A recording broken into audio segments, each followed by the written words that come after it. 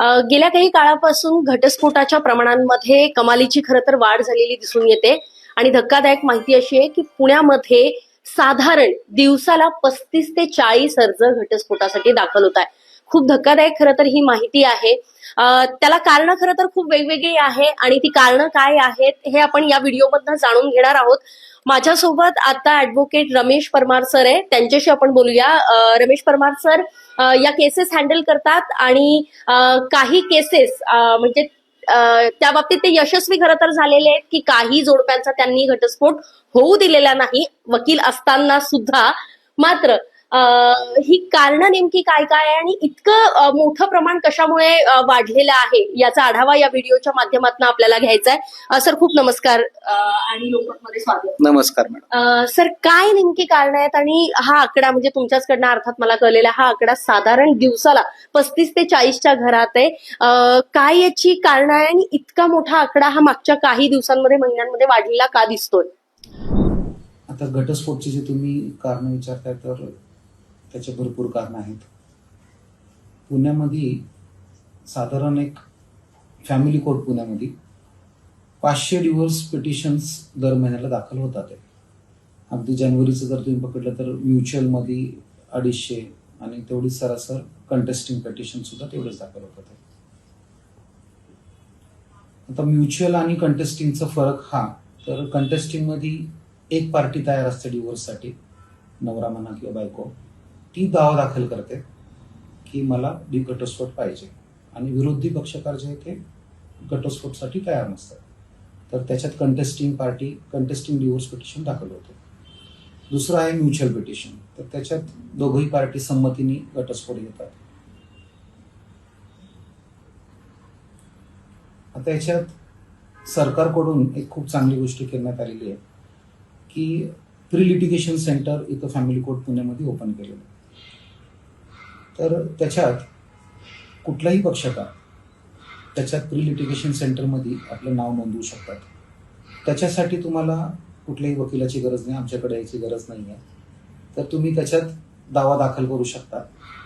त्याचे कुठलेही चार्जेस तिकडे घेतले जात नाही, कम्प्लिटली फ्री आहे सरकारकडून.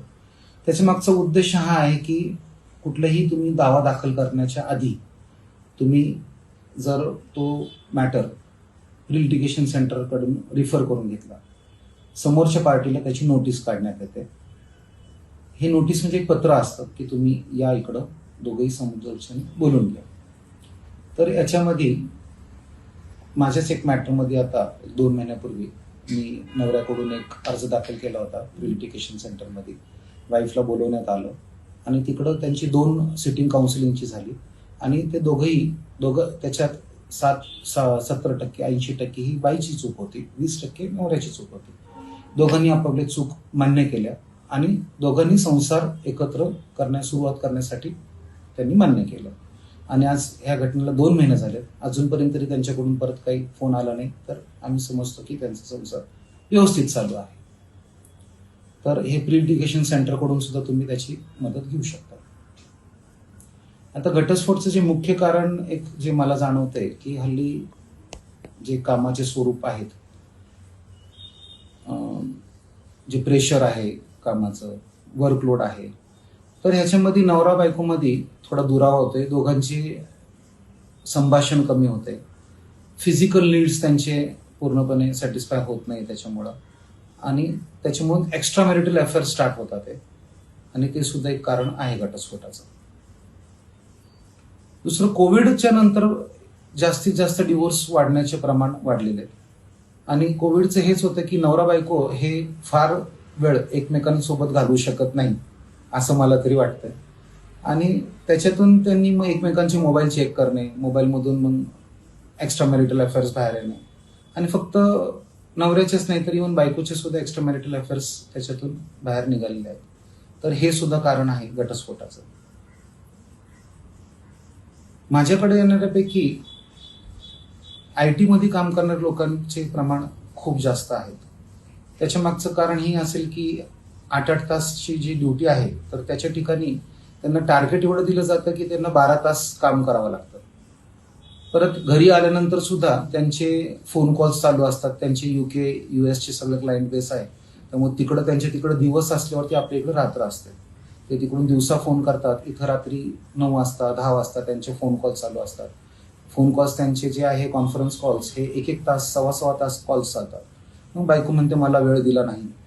मग आता वेळ दिला आणि त्याच्यातून जर त्याचा जॉब गेला तर मग परत बायको म्हणणार की मला आता तू उपाशी ठेवतोय. तर त्याच्यातून सुद्धा तो परिणाम डिवोर्समध्ये कन्वर्ट होतो. आणखीन एक कारण तर हे सोशल वेबसाईट्स जे आहेत, इंस्टाग्राम, फेसबुक, याच्यातून जे रील्स आहेत हे बघण्याचे जे प्रमाण आहे की त्याच्यातून मला पण आयफोन पाहिजे, शॉपिंग करायची आहे, नवऱ्याचा पगार किती आहे, त्यातून सेव्हिंग करता येईल का, ह्या गोष्टीकडे पूर्णपणे दुर्लक्ष केलं जातं. मग नवऱ्याने जर भेटवस्तू आणून दिली नाही तर त्याचे रूपांतर मग टोमणे मारण्यातून सुरुवात होते, मग भांडणं होतात, मग भांडणाचं रूपांतर मारामारीमध्ये, मग शेवटी परत ते घटस्फोटमध्ये जातं.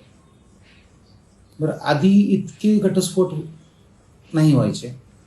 त्याचं हे कारण आहे की आधी एकत्र कुटुंब पद्धती होती.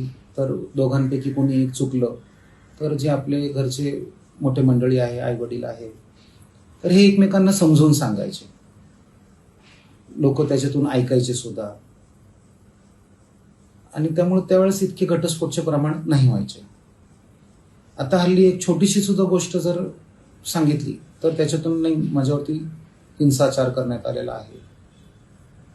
आणि पर्याय फक्त एवढाच की घटस्फोट घ्यायचा आहे.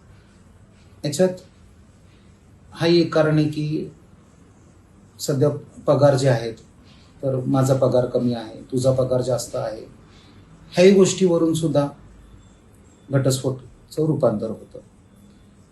हल्ली महिलांना जर पगार जास्त असेल तर ते नवऱ्यापेक्षा, तर मग ते म्हणतात की माझा पगार तुझ्यापेक्षा जास्त आहे. बरं, कमी पगार असेल तर ते पगार जे आहे तर माझं फ्रीडम आहे, मी पगार कुठेही कसाही खर्च करेल, याच्यातून सुद्धा भांडणं निर्माण होतात.